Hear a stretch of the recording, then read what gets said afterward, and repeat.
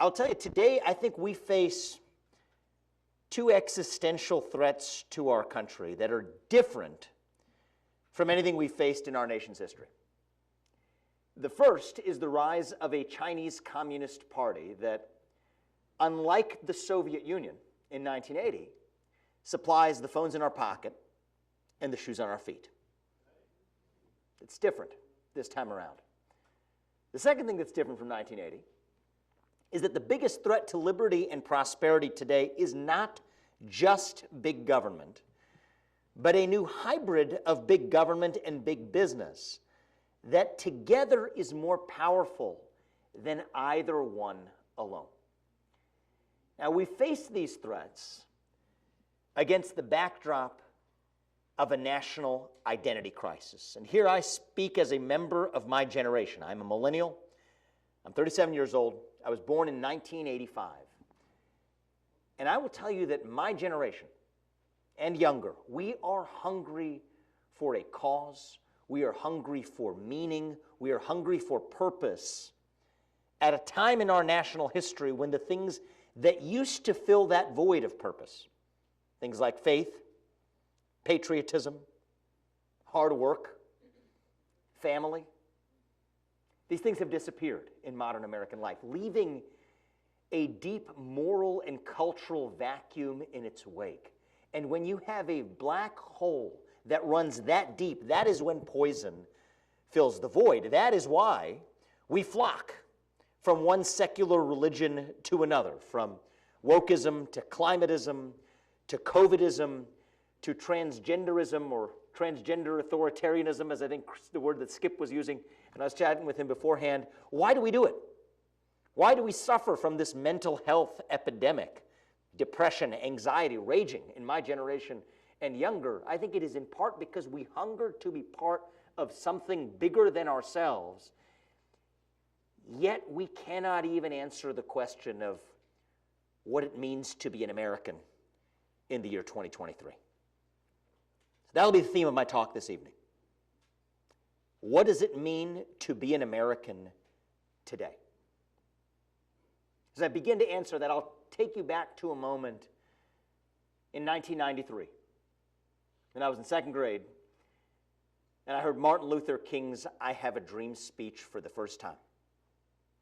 That was the speech where he said, "I hope my 4 children grow up in a country where they are judged not on the color of their skin, but on the content of their character." I'll tell you something, that dream, it stuck with me. It meant something to me because it was the dream that allowed me to go in a single generation from being the kid of Indian immigrants who came to this country with almost no money to becoming the founder of a multi-billion-dollar biotech company. I had the privilege of leading that company as CEO for 7 years, oversaw the development of tens of medicines. 5 of them are FDA-approved products today. But I stepped down as CEO of that company over 2 years ago to focus on a different kind of cancer. Not a biological cancer, but a cultural cancer that threatened to kill that dream that Martin Luther King had 60 years ago. That threatened to kill the dream that allowed me to achieve everything I ever had in my life. One of the things they teach you in biotech and in medicine is that in order to understand a cancer, you have to go to its root causes. The root causes of this cancer began not in even 21st century America, but actually in the 20th century on the other side of the ocean. The root cause of this cancer was, you take the 2 most toxic philosophies of the 20th century. Ask me what they are. German Nazism on one hand, which is identity politics on steroids, and then Soviet Marxism on the other, which is an oppressor-oppressed narrative on steroids. You combine the two, and what do you get? You get modern wokeism here on 21st century American soil. This is a new secular religion in our country. It says your identity is based on your race, your gender, and your sexual orientation, full stop. It says that America is a systemically racist country, that if you're black, you're inherently disadvantaged, that if you're white, you're inherently privileged. No matter your economic background or upbringing, actually, it is your race, your gender, and your sexual orientation that govern who you are, what you're allowed to achieve, and even what you're allowed to think. This is a new form of psychological slavery, actually, today. Congresswoman Ayanna Pressley, I quoted her earlier today in a breakfast meeting I was at. I'll give her a full quote actually tonight. She famously said a couple of years ago that we don't want any more black faces that don't want to be a black voice, that we don't want any more brown faces that don't want to be a brown voice, end quote. I promise you I do not fit her description of what counts as a brown voice. But there is a toxic philosophy embedded in there. And it's this. When your race goes from being about your skin color to being about the content of the ideas you're allowed to espouse, then any disagreement with those ideas automatically makes you a racist.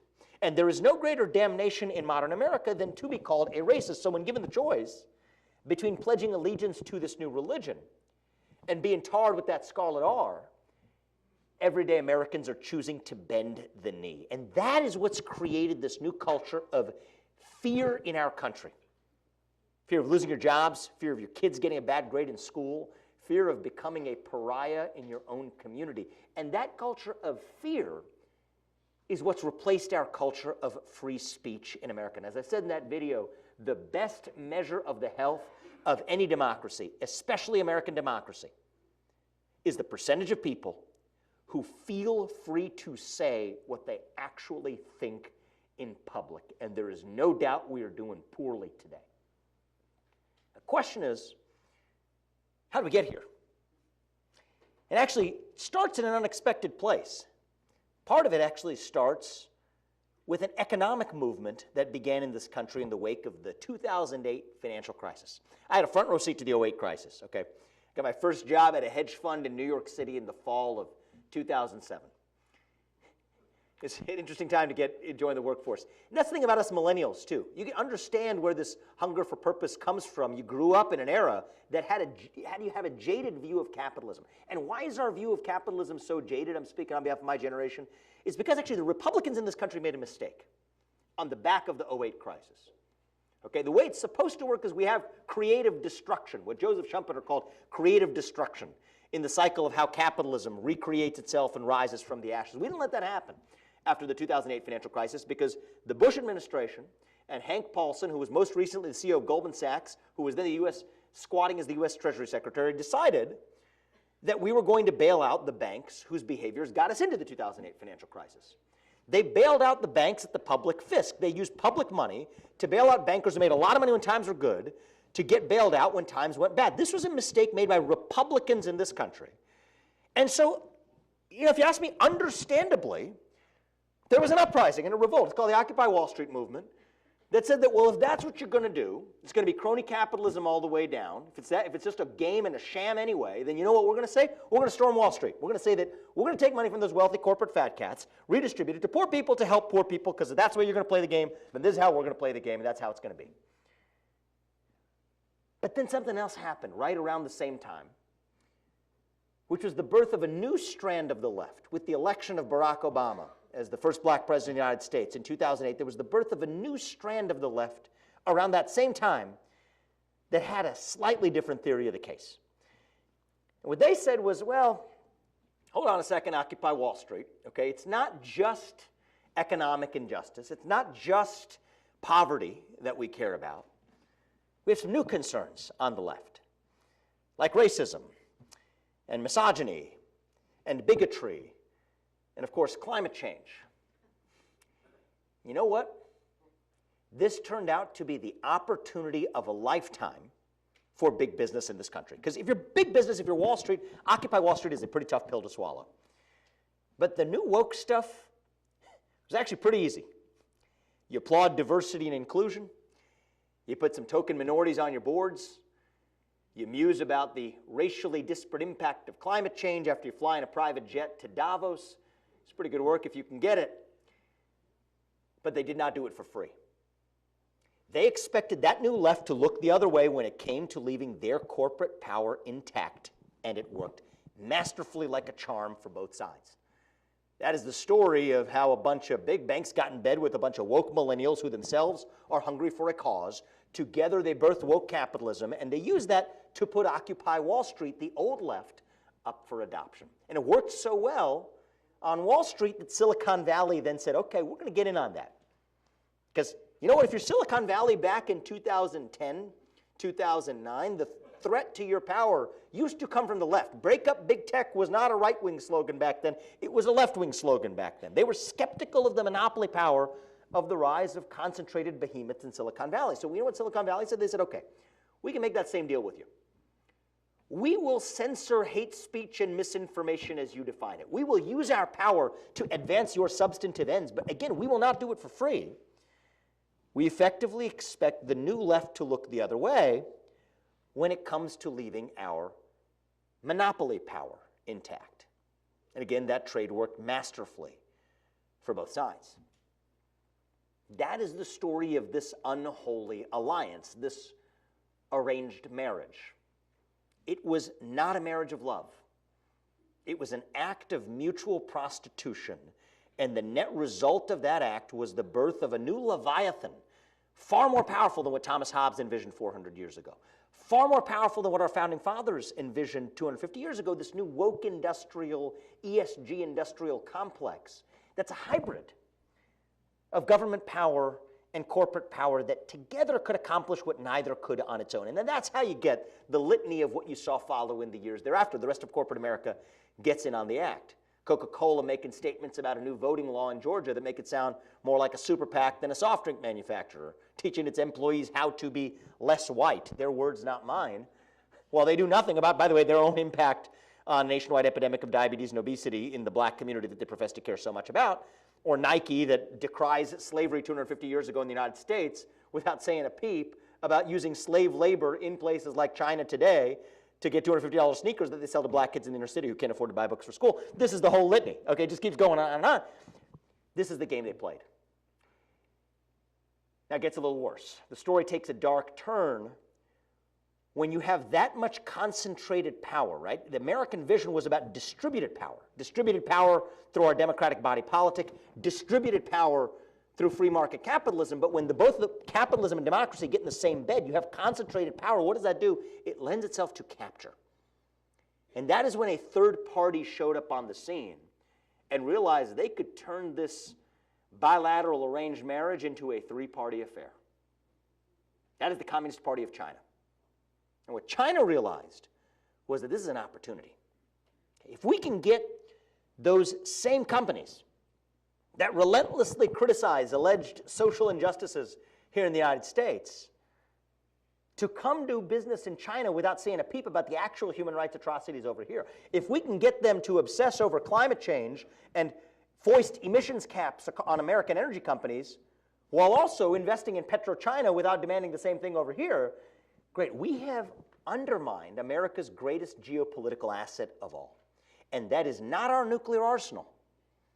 It is our moral standing on the global stage. If you have any doubt about it, just listen to what Xi Jinping says on a given day. Okay? Every time he's been pressed on the Uyghur human rights crisis in Xinjiang, where there are over 1 million Uyghurs enslaved in concentration camps, subject to forced sterilization, communist indoctrination, and worse, in probably what is the worst human rights atrocity committed by a major nation in the last century, the first thing he says is that Black Lives Matter shows that the United States is no better. This is not an accident. The first time their top diplomat, Yang Jiechi, came to talk face-to-face to Tony Blinken at the Alaska Summit, his 15-minute opening statement was all about how China wanted to see the U.S. do better on human rights and that China wanted to stop seeing the U.S. stop slaughtering, as his words, slaughtering black Americans. This would be laughable if it weren't for the fact that our own corporations lend implicit credibility to those claims. When Disney says it cannot shoot a film in the state of Georgia if Georgia passes an anti-abortion statute, or that it cannot abide a new law in Florida that says that you can't teach six-year-olds or 7-year-olds about gender identity and transgenderism, when they then go to Xinjiang to shoot Mulan in literally ground zero of that human rights crisis, that actually creates a false moral equivalence between the United States and China, between Chinese nihilism and American idealism. And in fact, Disney went one step further. Not only did they not say a peep in China, they included at the very end of the film a kowtow to the Chinese Communist Party saying that, thank you, we thank you for allowing us the privilege of filming here. They're thanking the local CCP authorities, the very authorities who were responsible for perpetrating that human rights atrocity. Okay. So you might ask yourself why these companies do it, and the answer is actually really simple. Of course, it comes down to money. You all know this.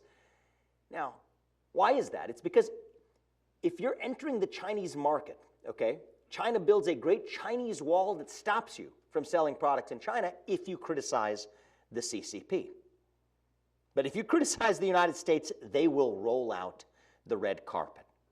So companies do what companies do, whatever allows them to make the most money. But that is why Tim Cook, Larry Fink, John Donahoe at Nike, they are Xi Jinping's circus monkeys. He will say jump. They will ask how high, because in the end, it comes down to their own bottom line. Now, this is not something that I put at the feet of one political party or another. Okay?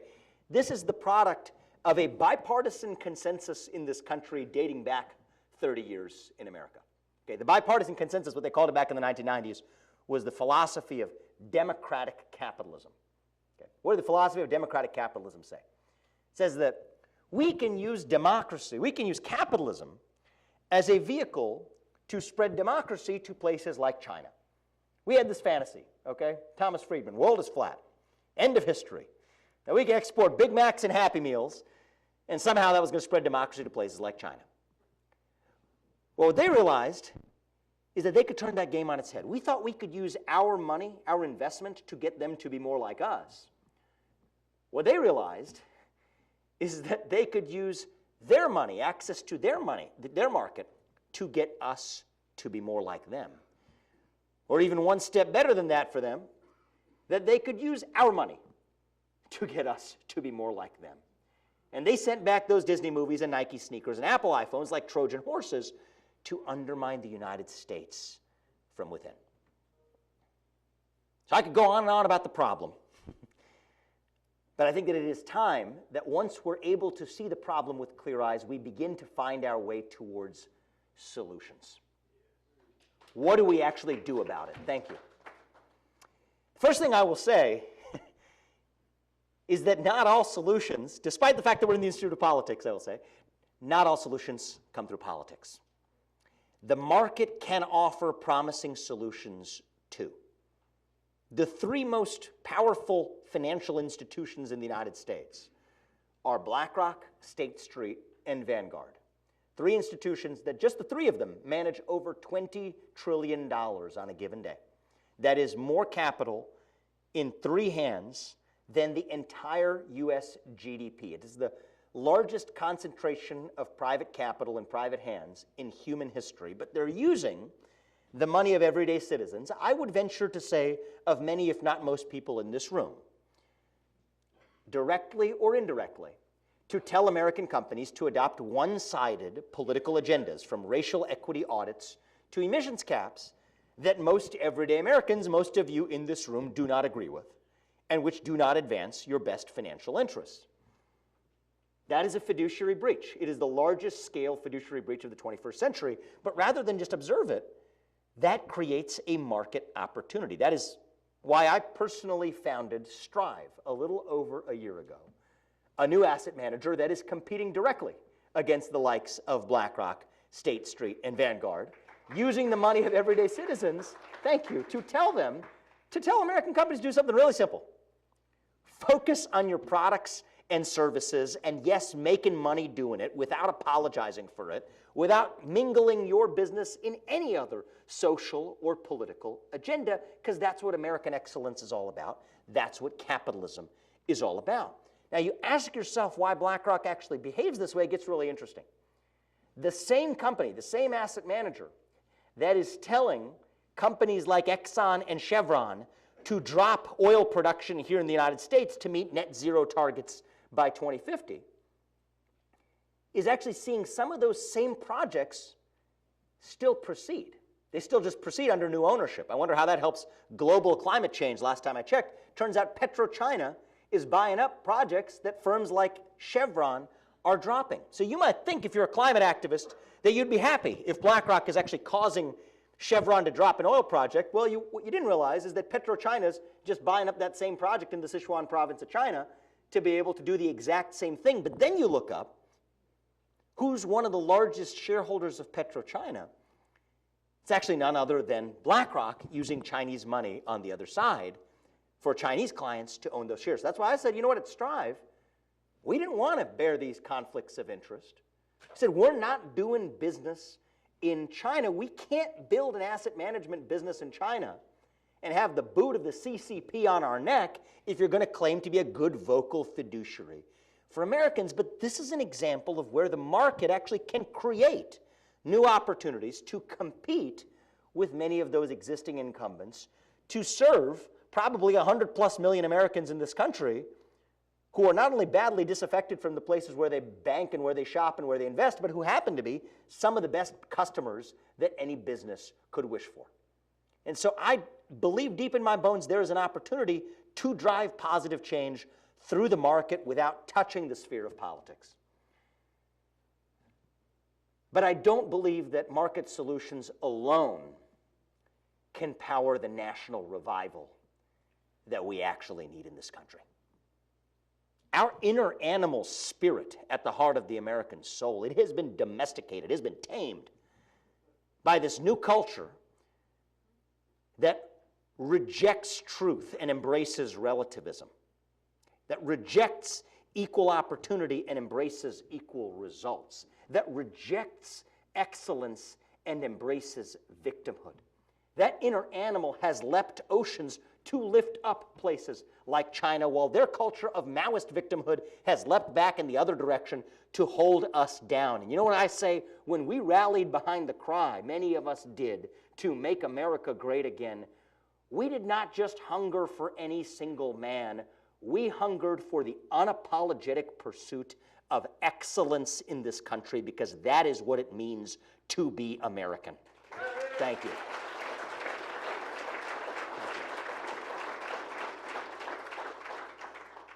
I think this is an opportunity for the conservative movement, for the GOP in this country, to create a new American dream for the 21st century that revitalizes the ideals that set this nation into motion almost 250 years ago from places not far from where we're getting together here, right here in New Hampshire.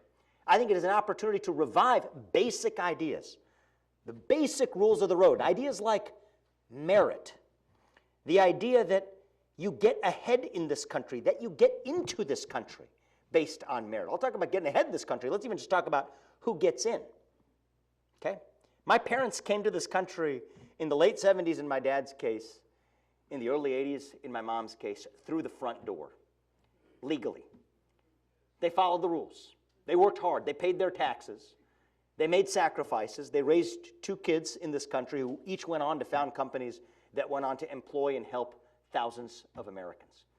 Okay? They taught us that hardship isn't the same thing as victimhood, that there is more to life than self-indulgence, that getting married, that creating a family does involve some level of sacrifice, but some sacrifices are worth making for something greater.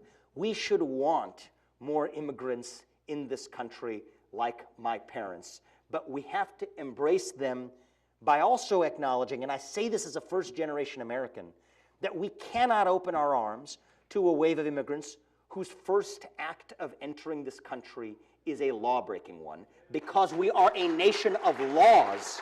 That is part of what it means to be American. It's not just merit about who gets into this country. After you get in, it's about meritocracy in who gets ahead in this country.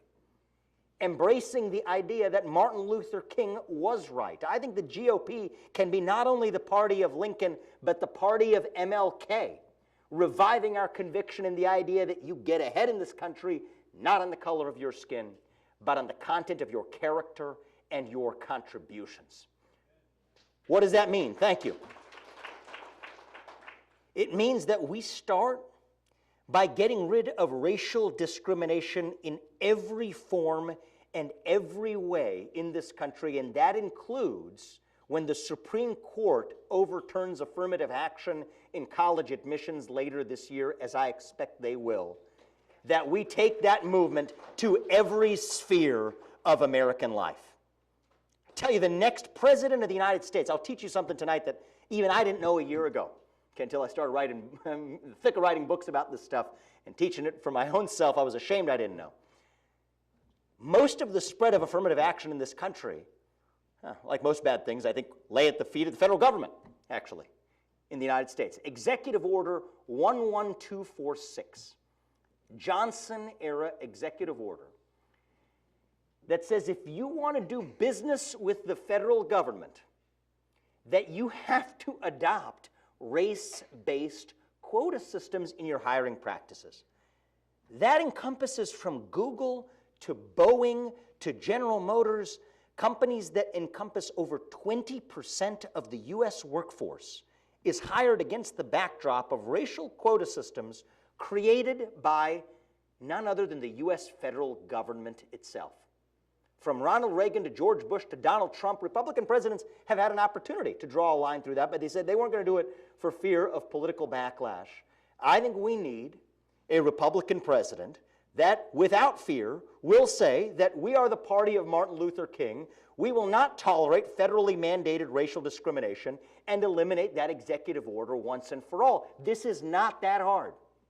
It's low-hanging fruit, it's easy, and it's the beginning of eliminating de facto racism in every other sphere of our lives. Not just anti-white racism or anti-Asian racism, which is where it begins, but a new wave of anti-black racism in this country like I haven't seen in my lifetime. Growing up as a kid in Southwest Ohio in the 1990s, the reason is there's no better way to fuel racism in this country than to take something away from someone else on the basis of the color of their skin.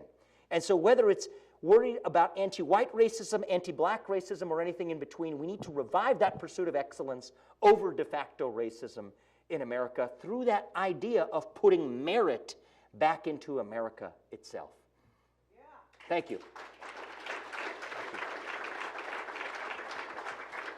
I think we need to restore merit in government. I have a very clear view on what this means. It's a dream I have as a citizen, that the people who we elect to run the government are the people who actually run the government. That is not the case today. Okay, we have a federal bureaucracy that grows like a national cancer, metastasizing from one sphere of life to another, to an alphabet soup that grows to more letters than we have in the alphabet, from the FTC to the SEC to the DOJ to the FAA, now delegating its dirty work to a new alphabet soup of AMZN, MSFT, FB, GOOG. It is a government industrial complex that actually runs the show today. You know what I say is that if you're the President of the United States, elected by the people of this country, and you cannot serve for more than 8 years, I don't think most federal bureaucrats should be working for the federal government for more than 8 years either. Thank you. We need to take those civil service protections. I've run companies, okay? I'll tell you this. If you tell me one of my employees works for me, but that I can't fire them, you know what that means? That means they don't work for me. It means I work for them. It means I am their slave, because you have to take responsibility for what they do without having any influence over what actually happens. It is a myth, and yet that's the position the President of the United States is in today. Republican, Democrat, it does not matter. It is an illusion. It is a hollowed out husk of a constitutional democracy that we go through all the motions of casting the ballots if the guy we put in charge to run it, whether it's in the federal government, whether it's even at the state level, isn't even the person who's running the show. I've actually seen this in my travel of the states. I've been, in the last 12 months, 12 to 18 months, I'd say, been to a majority of U.S. states in this country. Part of what I've been doing, is part of my day job for the last year at Strive, is meeting with state pension systems. Okay, you want to talk about the deep state exists in the federal government, the deep state exists within the states too. I'll have a conversation with them. I'll say, okay, well, here's what your governor said, here's what your attorney general said, here's what the public elected officials of your state believe about how your dollars ought to be invested out of your pension fund system. What's your perspective on this? They say, we don't work for them. I say, well, who exactly do you work for? I never get a straight answer. Get a blank stare in the face. They view the publicly elected officials as some sort of nuisance, as some sort of inconvenience. Okay, the Democratic ones view them as a problematic inconvenience. The ones who self-identify as Republican view them as cute little puppets. But there's actually the real people running the show is this managerial class that pervades the public sector, the private sector alike, The same people who are the undersecretary of God knows what in the federal government then come to the private sector to sit on a corporate board of director or be a vice president at some pharmaceutical company somewhere in the middle of a managerial bureaucracy in the private sector, to be the associate dean of God knows what at some university, pushing a DEI agenda and then getting some ambassadorship sitting in Austria. Okay, that is the managerial class that runs the show today in every sphere of our lives. And if we're going to dismantle the managerial class, it has to start with the federal government itself. And there's just a lot we can do as a conservative movement. Okay, there's a trick they play on you. The trick they play on you is that the more boring it sounds, the more it's supposed to put you to sleep so you're not paying attention. So I'm going to tell you one that probably would have put you to sleep if you weren't awake to the reality that I'm telling you about. Think about this. Raise your hands in this room. I just want to see it. Okay. How many of you have heard of impoundment prevention? Do those words mean anything to any of you? Not seeing a lot of hands up. Okay, I've seen one hand up. Thank you. JD, love it. Thank you. You're my hero. So this guy knows he knows where I'm coming from on this. So impoundment prevention. Okay, what does this say? It says that, let's say you're going to have a lot of presidential candidates waltzing through here, okay? They're going to think they're running for the highest office in the land. What are they running for? They're running for a hollowed-out husk of a White House that they get to live in without realizing that they're just a puppet because there's a new one coming along in 4 years. Because you know what? If you're the president, you think you run the executive branch of the government. Not only can you not fire the people who work for you, you also actually have to, let's say there's an administrative agency that's spending money, and I don't want them to be spending that money, okay? Department of Education, God knows why this even exists, by the way, at the federal level. That's a discussion for another day. But let's say, okay, first thing I want to do is I want to fire half the people. Can't do that. Okay, now I want to shut you down. Well, there's some other civil service protection law that says you can't do that. So, okay, at least I want to slash your budget in half. Can I do that? Nope. Can't really do that either. Why? Because we have a law passed under the Carter administration that says that there's an anti-impoundment protection that says that if Congress budgets the money, you have to actually spend it. You have no choice but to spend it, and not only spend it somewhere, but to spend it in exactly the same administrative agency that was the source of that waste, fraud, and abuse. So, you know what I say is, you might have a generation of Republicans, the Mitt Romneys and the Paul Ryans of the world, who, even back in their, when they were actually, real figures, might have said something like, we're going to save some money by doing this. And I agree with that. I want to eliminate these kinds of managerial overspending sprees because it could save money, which means lower taxes and we stimulate the economy and all that stuff. I'm on board with it. But I think our real reason is not just because we care about the dollar savings. It's because we care about the integrity of a self-governing democratic body politic, a constitutional democracy, a constitutional republic. That's why we actually care about this. Waste, fraud, and abuse is bad, but the real rule of the road is the thing we set into motion in 1776.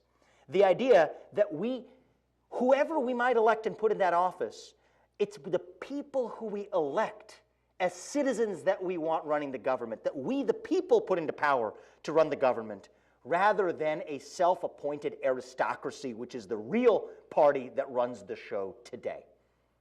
That is what merit in government looks like to me. Now, we can only ever achieve merit in these spheres of our lives and who gets into the country, who gets ahead in the country, who runs the government, if we also allow meritocracy to thrive and to rule in the marketplace of ideas. The fact that we're even able to have this conversation at an institute like this one is no longer something we can take for granted in this country. The best ideas win when no ideas are censored. Okay, you want to censor the wrong ideas, keep doing that. You know what you're going to find out? Some of those wrong ideas you censored turned out to be the right ones in the end. Just ask Galileo. Just ask half the doctors who were talking about the COVID-19 pandemic over the course of the last 3 years. Thank you. But it is not just a precondition for truth. I think we live in a moment in America today where free speech is a precondition for peace. If you tell people they cannot speak, that is when they scream. If you tell people they cannot scream, that is when they tear things down. Okay? Free speech isn't what got us January 6th. Free speech might have been one of our ways of preventing it. from ever happening again. Now, I don't rail about big tech censorship anymore. I call it what it really is: government tech censorship. Because what's really happening today, to call out the essence of the real problem, is the government is using private companies to do through the back door what government could not get done directly through the front door under the Constitution. Thank you. They're using threats to private companies to take down disfavored political speech. They give you carrots, like Section 230C2 protection that gives you a federal blanket of immunity if you go down and left a nice little attaboy on the back for what the government wanted you to do instead. Anyway, White House officials calling officials from Twitter in, telling them specifically to take down by name, I'm not making this up now, by name individuals like Alex Berenson and others who are critics of the government. If there's one thing that makes George Washington roll over in his grave, it is the idea that the federal government would silence a critic of that government. If there's one thing the First Amendment was supposed to do, it was supposed to be one that allowed our citizens to criticize their own government.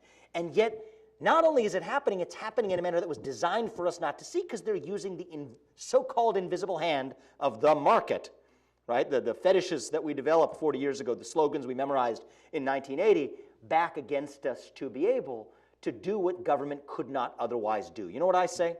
If it is state action in disguise, then the Constitution still applies, and actually these companies ought to be bound by the First Amendment to the Constitution of the United States if they're working hand in glove with the federal government to do its dirty work. Thank you. Now, it's not just a free speech problem on the internet. Okay, the free speech problem pervades the private sector as well.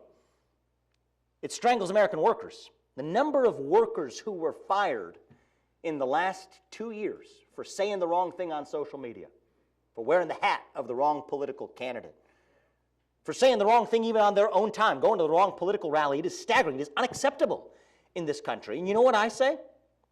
I say that if you cannot fire somebody or deplatform somebody on account of their race, their sex, their sexual orientation, their religion, their national origin, then you should not be able to fire somebody or deplatform somebody on account of their political beliefs either. We need to make political expression a civil right in this country. Now, I agree with you. Amend the Civil Rights Act of 1964. If we're the party of MLK, let's take that vision. Do it in the states and do it in the federal government. Now, I had a discussion. I had a discussion with you. Tell me your name again last night. Nick. Free Stater, right? Yeah. All right. So Nick and I had a little debate last night. Okay. The debate, it was fun. We had some fun debate. It got a little heated, but that's okay. We had a fun debate. We need more of that in this country. We had a little debate last night. He says, "Okay, look, I'm a libertarian, and I don't want one more constraint on what private businesses can and can't do. The government should not be interfering in this, and the market should figure this stuff out, okay? Because if there are these silly businesses over here that are firing all these conservatives, that's an opportunity for these other businesses over here to hire them instead. This is free market stuff. Okay, good. I used to be a libertarian too. I get it, and it makes sense. There's a lot of logic to that argument. But here's the problem: we cannot have it both ways. Either we actually trust the free market and we get rid of those protected classes altogether, or we apply the standards even-handedly. Say, if you can't fire somebody or deplatform somebody because they're black or gay or Muslim or white or Christian or Jewish or Hindu or whatever, that you should not be able to fire somebody or deplatform somebody just because they're an outspoken conservative, liberal, or libertarian either. America is not a country that forces you to choose between speaking your mind freely and putting food on the dinner table, between the American dream and the First Amendment. We are the quintessential nation on earth that allows you to enjoy both of those things at the same time. That, too, is part of what it means to be American. Thank you.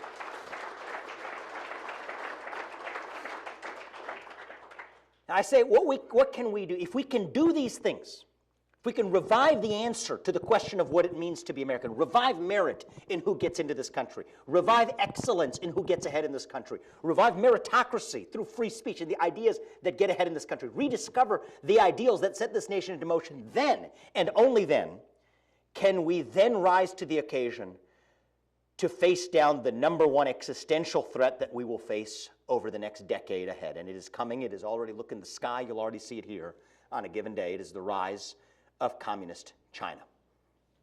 We are in a codependent relationship with the CCP. Codependent relationships do not end well. The only question is who ends it first. The sooner we end it, the better for us. The later we end it, the better for them. And we have an opportunity to declare independence from China. I think that is the declaration of independence of 2024, when we declare independence from communist China. But Mark, thank you, but it's not going to be all that rosy, because it will involve some measure of sacrifice. Because we put ourselves in this position that we relied on them for the chips that power the phones in our pocket, the laptops that put this on the screen, probably the refrigerator that kept that water bottle cold before you're drinking it. How we got here to rely on one small island off the southeast coast of China in the South China Sea to power our entire modern way of life, I don't know. That's a shame for how we got here. I do know, but it's a longer story. But the point is, it's going to involve some level of sacrifice. Okay? It's going to involve some level of sacrifice for our kids to tell them that if you can't smoke an addictive cigarette by the age of 18, then you should not be using an addictive social media product like TikTok before the age of 16 either, maybe not even at all in this country. That's going to involve some sacrifice. To tell businesses in this country that you will not, and I want to say this out loud really precisely, because the Republican Party is under the control of a donor class that's not going to like me for saying this very much. I know this because a lot of them are my peers in the business world, okay? You cannot do business in China until the CCP reforms its behaviors, including intellectual property theft, including American user data theft, and other forms of state interference. That is a condition for any American business doing business in China until the CCP reforms its behaviors. That will involve sacrifice. To deliver accountability for the origin of the COVID-19 pandemic, using every financial tool in our arsenal to do it, including but not limited to looking at Chinese holdings of American debt. Again, that will take some measure of sacrifice. But I will tell you, giving up on this global climate religion, by the way, the same climate religion that shackles the U.S. economy without laying a finger on China. For the believers in this religion, that will involve some measure of sacrifice. But we can muster the power to make these sacrifices if we know what we are making the sacrifice for. And if we can answer that question of what it means to be an American, then I think we can rise to that occasion, the occasion that America beckons for. Not Chamberlain, but Churchill. That is our moment today. And I will tell you, we have spent the last decade in this country celebrating our diversity and our differences, while we forgot all the ways that we are really just the same as one people bound by a common set of ideals that set this nation into motion 250 years ago. Thank you. E pluribus unum. From many, one. That is the vision that won us the American Revolution. That is the vision that reunited us after the Civil War. That is the vision that won us 2 world wars and the Cold War. That is the vision that still gives hope to the free world. And if we can revive that common vision over fractious group identity, then nobody in the world, not a nation, not a corporation, not a virus is going to defeat us. That is what American exceptionalism is all about, and that is what we're going to need to revive in order to save this great nation. Thank you. God bless you all. I'm looking forward to the questions. Thank you. Thank you.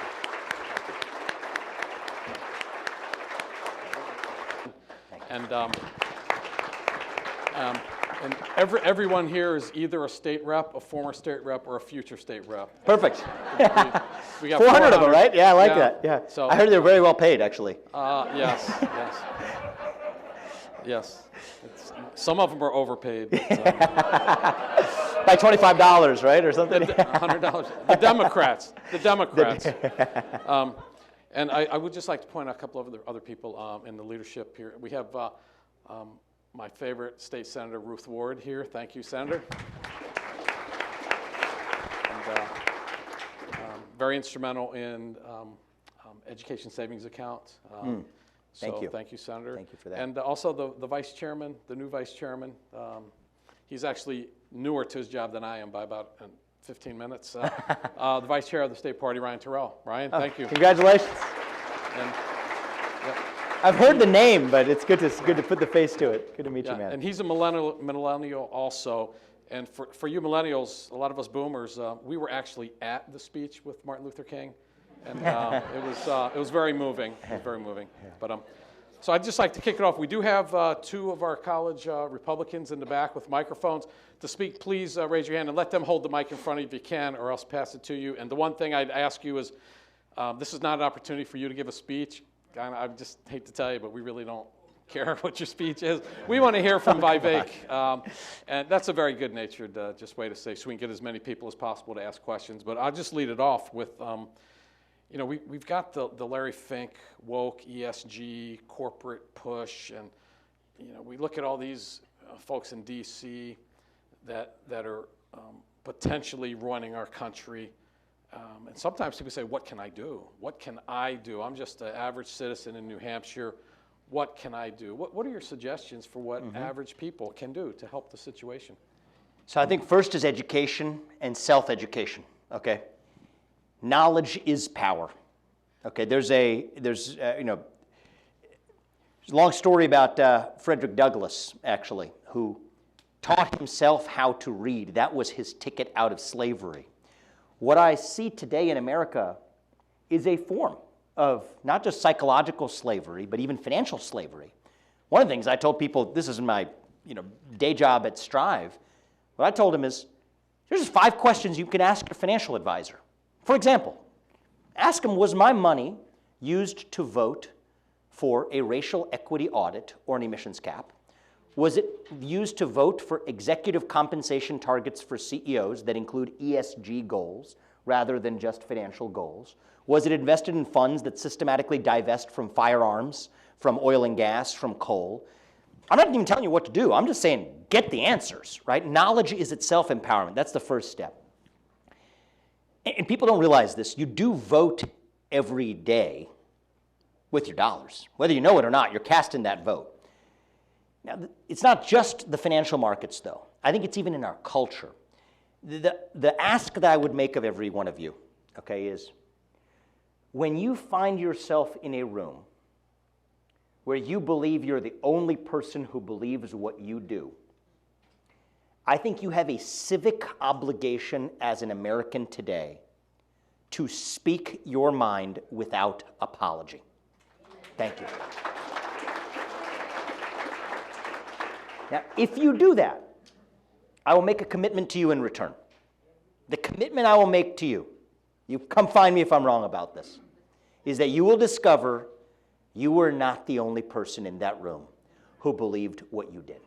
The things I talked about up here, basic American rules of the road, merit, free speech, recognizing China as a threat, needing to declare independence, the people we elect to run the government should be the ones who run the government.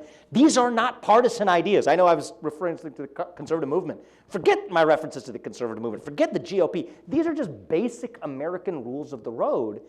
And you know what? I don't care if you're black, white, gay, straight, Democrat, or Republican. My question for you is, do you agree with these basic principles? Because if you do, I'm on your team. And you know what I think? I think most Americans do. I think most Americans, I think most of you believe your neighbors and your colleagues and your teammates believe these things to be true as well, but you can't be sure because you feel like you're not allowed to talk about it. So the first step is solving the free speech problem is actually just to start talking openly again. And I am optimistic that if we can take down those false silos that we've created, the silos of speech, then we're actually on the doorstep of an American revival that in retrospect will make us laugh at this moment that we were in, that we weren't in some inevitable national decline like Rome or Carthage or whoever else, that we were just really a little young, going through our version of adolescence, figuring out who we really are, but still able to come out stronger on the other side of it. But it's not going to happen automatically. It's going to happen if people like you in this room live out your civic obligation by, at the very least, educating yourself and speaking your mind. And I think if we do those things, I'm actually very optimistic that not in some cheesy politician kind of way, but like in a real, just in a true way, that I think our best days as a country are really, actually still ahead of us. But it's going to take people living up to it to make it happen. Okay, great, thank you. Okay, yes, ma'am, in the back. Get to grab the mic. He's right behind you. Thank you for taking my question. My name is Renee. I don't know what woke means. What's the definition? I hear the term, it's kind of generic. I kind of have an emotional feeling of what it might be. Could you please explain that to me? Thank you. It is something we ought to do better in our movement, is to define the terms. And I could do the same thing for ESG or anything else if you guys want to talk about this. But woke is what you asked about.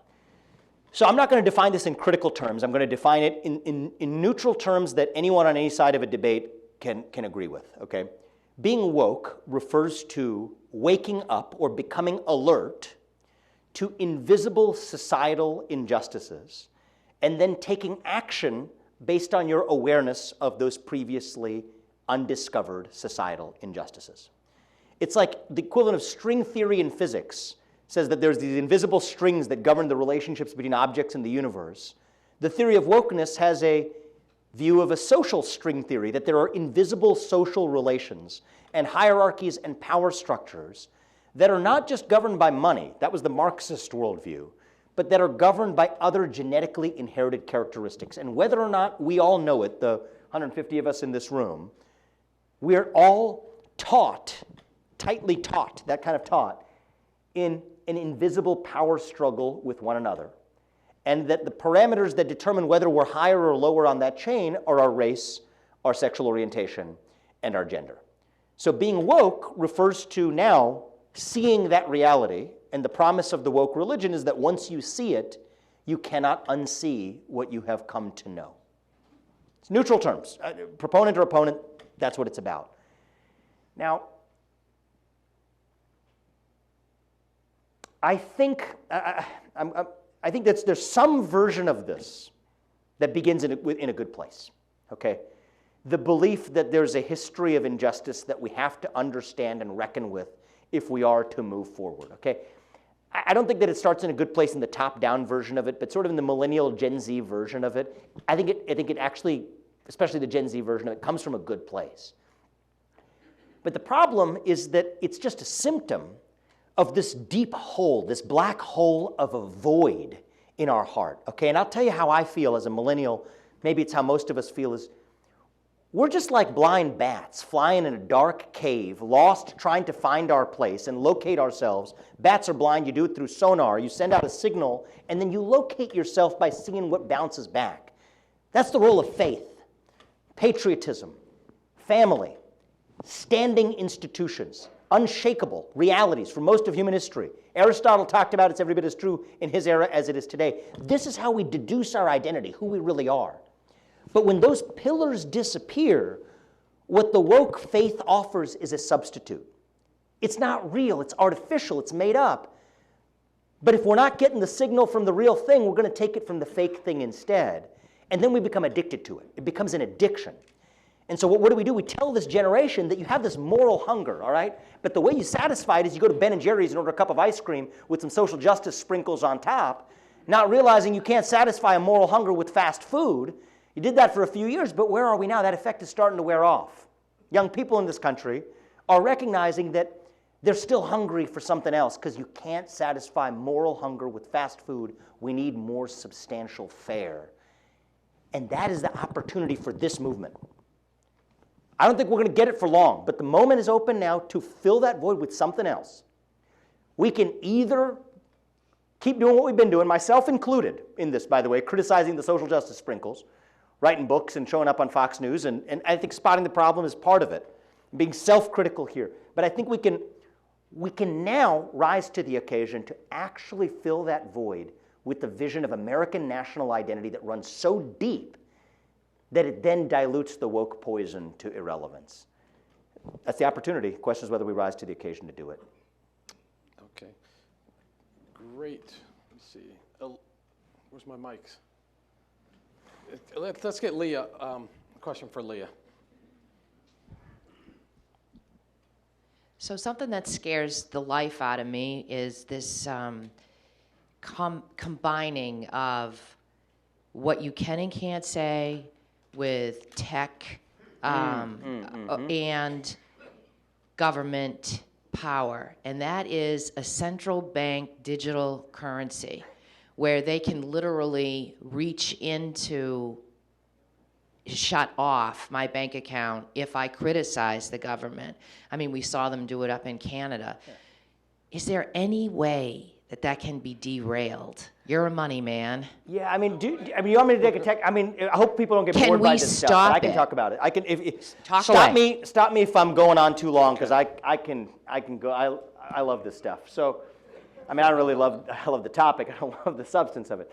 So she's using the term central bank digital currencies, CBDCs. Okay, it's a new movement that calls for the digitization of currency, the end of cash, the end of paper cash. And the call for doing it in the United States is that other countries, principally China, are actually doing it. So the argument goes that China's turning the yuan into a digital currency. Well, if China turns the yuan into a digital currency, then that means that the US dollar, if it needs to keep up, needs to switch to digital status. I have so many problems with this, but I'll try to go through just a few of them, okay, with problems with this argument. First is China's doing it for a reason. It's a social credit system, okay? There's no distinction in China between the amount of money you earn through their non-capitalist system of wealth accumulation and standing up to the Chinese Communist Party. You do the wrong thing in China, say the wrong thing that Xi Jinping doesn't like, it's like you're at an arcade, except the arcade is the bank account, and they deduct some points from your account. That's what they can do with the digital currency. That's why China's doing it. So why on earth would we want to imitate that mechanism unless we actually wanted to do the same thing ourselves in this country? I say hell no, run the opposite direction. Now, there's a couple of other things going on that are also flawed premises even baked into the argument. Two more, I'll stick to two more false premises and then we can move on to another question. False premise number one is that this would somehow result in a weaker dollar. Actually, I think if the rest of the world goes to centrally banked digital currencies that allowed central governments to reach into your pocket and deduct money from your bank account because they didn't like what you said or what you did, then it might be more valuable to hold a dollar that wasn't vulnerable to the same form of interference. So the idea that this economic theory that we just got to keep up with the Joneses, where the Joneses are really the Jinpings, is a flawed piece of logic. And then that gets into a whole separate discussion that we could have or maybe save for another day, which is the fetishization of the strong dollar itself, which is actually a feature of monetary policy in this country that, you know, I think that creates an artificial demand for the dollar when it's the reserve currency of the world, where all else equal, I'd still rather it be the reserve currency of the world, but actually systematically disfavors U.S. exporters over importers by making our actually goods more expensive relative that we export rather than the ones we buy, for no fault of actually manufacturers in the U.S., but just a fault of the way that currency markets have recalibrated against the backdrop of an artificially buoyed dollar. And I like a strong dollar that's organically strong, but not one that's artificially buoyed to that status. And so just on so many levels is this argument for centrally banked digital currencies, the central banking digital currencies in the U.S. a bad idea. It's a road to perdition. But the way you know we shouldn't have even taken the first step is that the whole argument was predicated on the fact that China was doing it and we needed to do it to keep up. That should tell you all you need to know. Yeah, we could stop it. I don't think it's going to, I mean, the more, it's back to education as a solution. The more people are educated about this, the more this doesn't have a chance under God's green earth to happen in America. And not if I have something to do with it. Yeah. So, Vivek, with Larry Fink and BlackRock, and the ESG scorecards. Do you have any like examples of bad things that have happened because of corporations not following these, Larry Fink kind of promoted rules, or is that still in its infancy? I do see it in some of my reports when I say vote not to do these things. Well, I'll just give you a couple examples to make it real. Okay, so Apple last year had a shareholder proposal from a group and an advocate that said they wanted to have Apple conduct a racial equity audit. Apple's board, and by the way, this is not some sort of, conservative right-wing extremist company here that we're talking about. It gave, 9-figure donation to BLM just a couple of years ago. But Apple's first response was no, actually, because if you're a technology company in the US, you have one competitive advantage. It's your talent and your ability to hire the best possible engineers. They said, we don't want to do a racial equity audit, whatever that means. Well, it turns out that nonetheless, BlackRock, State Street, and other financial institutions used our money collectively to tell Apple that, no, you're going to do that racial equity audit. They voted in favor of it anyway. What does Apple's board do? They then conduct that racial equity audit. Now, Xiaomi, who's the biggest smartphone producer in China, who BlackRock's a shareholder of, I don't think they're doing their racial equity audit over there, actually. And they're competing with Apple just fine while Apple conducts its racial equity audit. Is that a one-off example? No, it's not. Home Depot, same thing, racial equity audit 2022. Management didn't want to pursue it. The board didn't want to pursue it. Large financial institutions forced them to anyway. It's not just to the sphere of race or hiring practices. They take the Scope 3 emissions cap at Chevron in 2021, and this is where I'm going to make it real because it affects any small business owners in this country, in the state. Anyone here is consider yourself a small business owner in this state? A good number of people in this room. So, again, back to my rule of thumb. The more boring the term sounds, the more you have to pay attention. Okay? You hear the term Scope 3, you're going to be hearing that word a lot more in the next couple of years. Mark my word on that. There was a proposal for a Scope 3 emissions cap at Chevron, major American oil company. What did that say? It says that not only do they have to reduce their own emissions, that's Scope 1, but that they have to also reduce emissions of anyone in their entire supply chain. That includes a customer or a supplier, even if you're a small private business in their supply chain.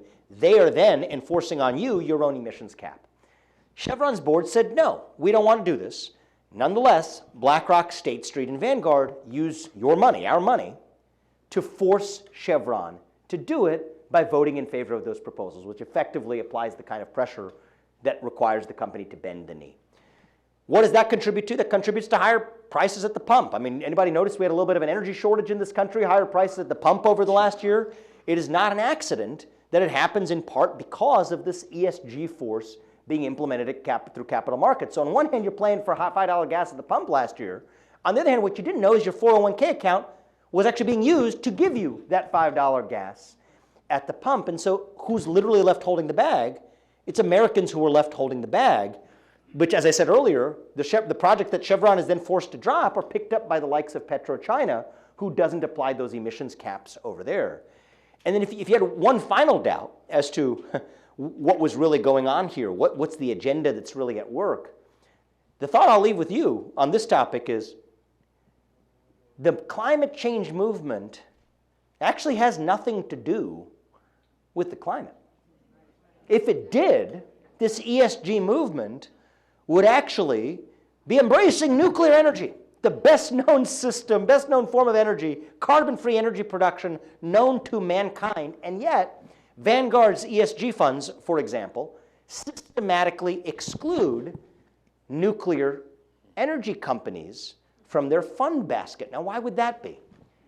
It's because nuclear energy, not that it's not good enough, it might just be too good at addressing the problem on its own terms. And then what happens if we actually solve the carbon-free energy production problem without actually having achieved global equity, which is really what this was about, making the West, America included, apologize for its sins from epochs past. And so the E, S, the G, E stands for environmental, S stands for social.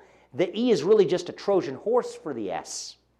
The climate change movement is just a vector, it's a vehicle, it's a Trojan horse for doing what some angry teenager, you could listen to her on a given day, will tell you. She says it, she's more honest about it than the rest of them, says that actually this isn't about just the climate. It's about colonialism.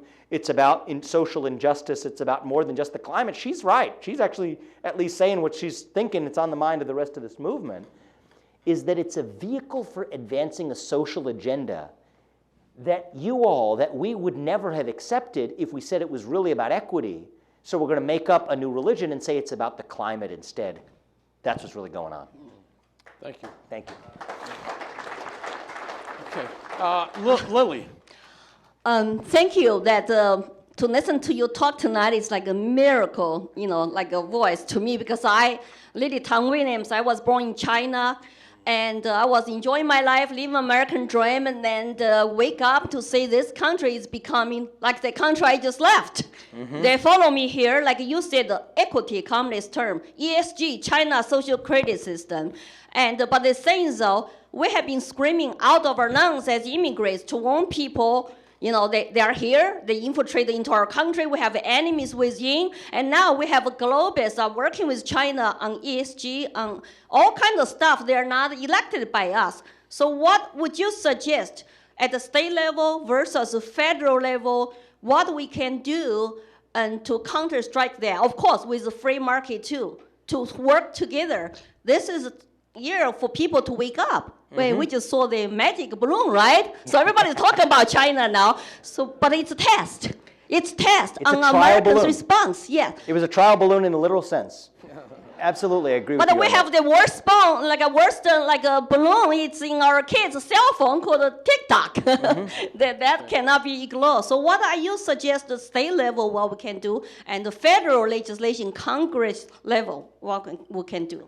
The first thing I want to say about you, Lily, I had a chance to meet Lily yesterday, is that in my mind, she is an embodiment of this word we bandy around a lot in our movement called courage. Okay. Thank you. Thank you for saying that for Lily. Okay. Courage means two things. It means having conviction and being willing to make a sacrifice to act out and live your convictions. The first part, many of us do well. The second part is hard. Lily and I share something in common. She and I cannot go to China. The difference between Lily and I is I don't have family in China. She does. She is making a sacrifice to speak the way she is, to act on her convictions, and that's what I call courage. And sometimes it takes someone coming into this country, like my parents or like you, to see what my kids, frankly, will just be able to take for granted and inherit. And you don't always value something that you inherit. You only value something you have a stake in building. And so the question is, what do we do? Okay, I'll leave you with quote from one of my favorite Republicans, certainly of all time, spoke 160 years ago. That's Abraham Lincoln, who famously said, at the height of the Civil War in 1863, the dogmas of a quiet past are inadequate to the stormy present. Okay, I say the dogmas of 1980 are inadequate to address the unique challenges that we face in the year 2023. The reason Ronald Reagan was my hero, okay, it was not because he slashed taxes and government regulations and ushered in an era of prosperity whose fruits we continue to enjoy to this day, by the way. Those things are great, but the thing that made him remarkable was that he stood up to the orthodoxies in his own party to do what needed to be done in his moment. And I think that's where our conservative movement needs to celebrate the legacy of Reagan, not by just reciting the slogans, but by marshaling that spirit of looking with fresh eyes at the moment and the unique challenges that we face and come up with unique solutions that actually rise to that occasion. And I will say things that I would not have said 10 years ago, that we should ban addictive social media products, at least in kids who are under the age of 16. Why is that not at the top of I don't think about a conservative agenda, pro-American agenda? I will believe in getting rid of civil service protections in this country that create a government that lends itself to capture if you have a permanent administrative state. And as much as I respect even the people who have done the best job, even a prior president, our last president, who highlighted this more clearly than anybody else, complaining to the press about it is not enough. a belief in Article 2 authority to say that if you're the constitutionally elected president of the United States, you're going to do what you're constitutionally empowered to do. The next time there's an Anthony Fauci or a Merrick Garland or a James Comey, you do what the president's constitutionally empowered to do. You fire them, you fire the legions of people under them, and you fire the managerial industrial complex around them.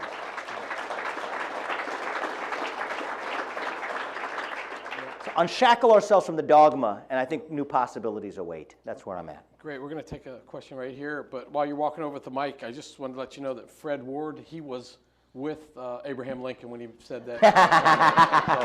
So, yeah, he can quote it verbatim. Thank you, Fred. Well, we're going to have a question here, and then you can, Hello. you can talk. Okay. So you can be next, Fred. I'm sorry. Thank you for your time. Thanks for hosting.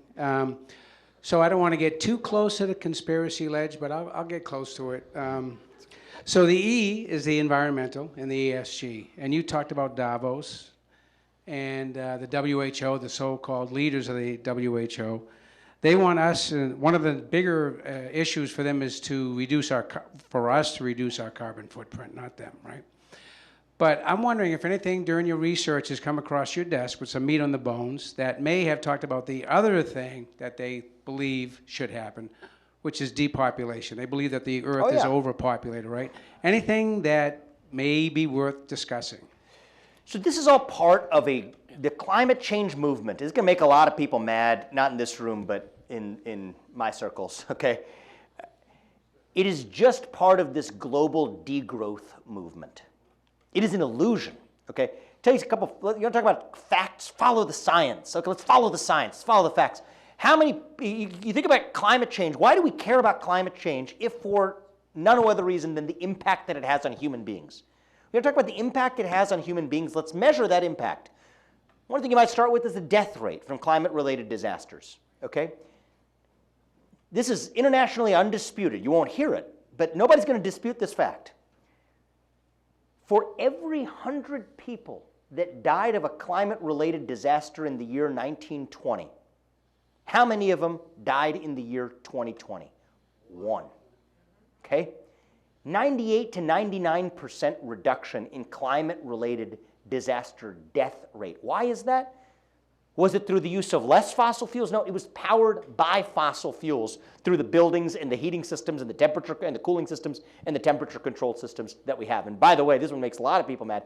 8 times as many people die of actually the wrong temperature-related deaths, right? Cold temperature rather than warm temperatures. And the best answer to all temperature-related deaths is actually more abundant access to, you guessed it, fossil fuels. So you want to have the fact-based debate about the science, the WHO, technocratic class, great, let's have it. Let's talk about human impact. But what this is really lurking beneath, what is lurking beneath this agenda is not only that it's neutral to human flourishing, but that it is actually anti-human at its core. My friend Alex Epstein speaks about this brilliantly. It is a global degrowth movement that isn't a conspiracy theory. And you'll hear this term bandied about a lot, conspiracy theory. There's one version of the conspiracy theory that's like the kind you watch in a movie where people are actually getting together in a smoke-filled room and then plotting it out and then foisting it on you. It doesn't happen that way in the real world, not most of the time. It's what I call emergent conspiracy. It's the same facts laid out, and it just happens in slow motion in plain sight. It's not even hiding. I'll give you one of them right now. Is if you imagine that we were in that conference room before, okay? Closed door, no windows. Imagine we were the CEOs of Exxon, Shell, ConocoPhillips, BP, and you know, pick your favorite 5th biggest energy company in the world. Okay, pick a U.S. energy company, Marathon Energy.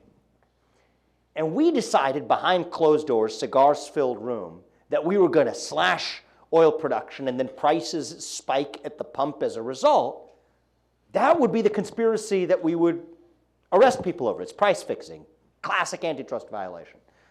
But now, go to the front page of the Climate Action 100 Plus network.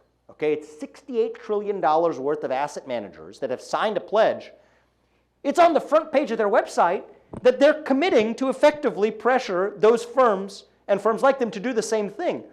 That's not a conspiracy theory, it's a conspiracy reality. It's just an emergent reality that's actually the way the conspiracy presents itself in the real world. And again, I come back to knowledge is actually our source of empowerment. We don't need to do it.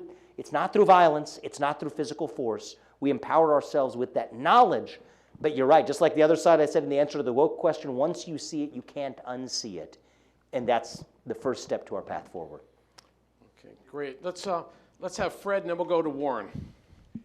I'm a meteorologist, and I got involved in this thing back in the 1960s. But that's not what I want to ask. I find that sometimes when the thing is crazy, that rather than answer it directly, you make fun of it. And so I'd like to ask you a question. Is there a difference between diversity, equity, and inclusion, and diversity, inclusion, and equity? One is DEI, the other is DIE. And I might suggest that if we called it DIE, we would maybe eliminate a lot of it. Other than that, whenever you want to talk about it, fine, but not now. I like that. DEI to DIE. I'm going to start calling it that. I like it. Thank you very much, Fred. Thank you, Fred. But are you sure that wasn't 1860 that you were? I was working with you back then. Oh, well done. Yeah, we do this That's all funny. the time. Yeah, you guys are funny. I'll get That's you funny. next time. Warren. Yep. So I want to go back to the woke thing for a second and take a little back a turnaround. My generation grew up in the Disney era, and those fundamental family and truth and the pillars that he, for the most part, and there's a lot of controversy, but he was putting out in the early days, and things that we could feel great about America in a way, have come to now our grandchildren's generation, where I saw yesterday a trailer of a new cartoon for CRT. I don't know if anybody else in this room saw it. And it made me, disgusted, but because we cannot trust any aspect of Disney to be in favor of anything that is basically American anymore. And we have to be willing, like the Americans, or that became Americans in the 1700s, to give up the manufactured goods from England. We have to be willing, and then my question to you is, how do we do it? To give up the Disney addiction and turn it off. Because we can't stop them from airing it on their own station. And, well, okay. A gay couple, men, are arguing, and the black male is saying, well, it's all a lie about Lincoln. He actually didn't free the slaves. He would only free the slaves in the South, but didn't free them in the North, and all these other things. And eventually it turned around with a white male partner says, I'm so ashamed for being white. And that is the theme of the whole, is that they want retribution for being black. For 150, 175 years of 120, 250 other nationalities coming to America and building America. And they're saying the blacks built America, not the whites. And it isn't whites and blacks, it's browns and yellows and reds and Indians and all races of the world that flooded the gates when the Statue of Liberty said, bring me your humble. So Warren, could you get back to what the question was? What do you do? My question is, what do we do with this powerhouse of media? Is it just being that willing to just turn it off? Is that So I'm sorry, I didn't mean to be unappreciative. No. The color actually helped there. Thank you for that. So media is the toughest frontier to tackle. But I'll tell you, there's top-down solution and a bottom-up solution, and I think we're going to need both. Neither one's going to be easy. The top-down solution is, I'm going to tell you a fun fact about Disney. I actually wrote a shareholder letter to Disney and their board questioning their governance and oversight of Bob Chapek, who made the politicized decisions that got the company into a hole last year. Funny fact about Disney is you look at who are their top shareholders on that top list is none other than BlackRock, State Street, and Vanguard. Now, you would assume that in a free market, On a free, not to pick on, but in a free market, what would you expect? Competition. So this is a great opportunity for who are Disney's competitors. So let's look up who are Disney's competitors. Paramount Pictures. Well, who owns Paramount Pictures? Paramount Global. Who are the top shareholders of Paramount Global? BlackRock, State Street, Vanguard. They operate some theme parks. Universal Studios. Let's see. Who operates Universal Studios? Well, Universal Studios is a jointly owned subsidiary of General Electric and Comcast.